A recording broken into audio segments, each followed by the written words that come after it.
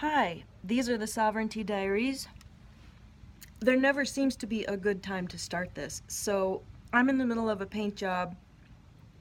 I'm looking very casual, and I've just decided to dive in. What is sovereignty? I am the boss of me. There is no power in heaven or on earth that I am subservient to. There is no power that has authority over me. I am my own supreme authority. And I have the authority to direct anything relative to my experience and my reality. Okay, so I know that's a giant leap to make, but I've made that leap in the last month. Last time I was doing a paint job, I was listening to George Cavasilas for a solid day while I painted, and he talked about the God matrix. And I listened until I got it, and then I got it in my soul, and I have never experienced such a sense of liberation spiritually and a place of absolute and total fearlessness. That doesn't mean I've felt that way ever since. It's just that it's a marker where I can know that's the truth. And anything that doesn't corroborate with that is pretty much summarily thrown out, unless it's something really pithy that I have to deal with.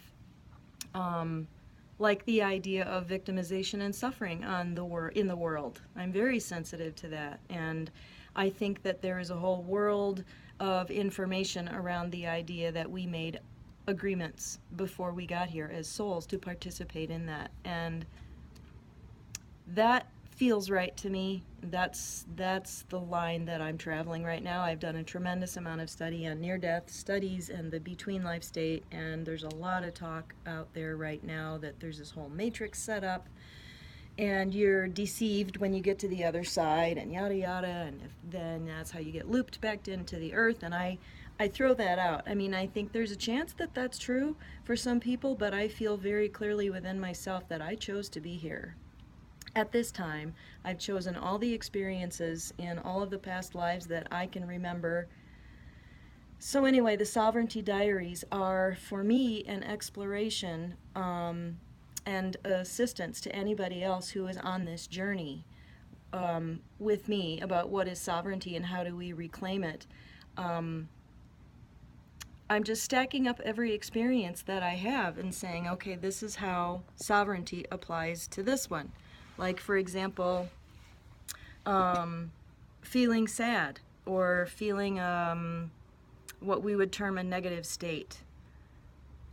Where's the sovereignty in that? Well, the sovereignty is in giving myself permission, giving my human self permission to have that experience. There are aspects of me that do not know my sovereignty, that have bought into the lie and to the programming, and who knows, we may be riddled with all kinds of AI programs in our precious little bodies that are, either that's true, and it is true that we're being conditioned that way through religion and media, anything to disempower us, because we, right now in our unconscious state, we're feeding a lot of negative entities sustenance that they believe they need because they think they're separate from source.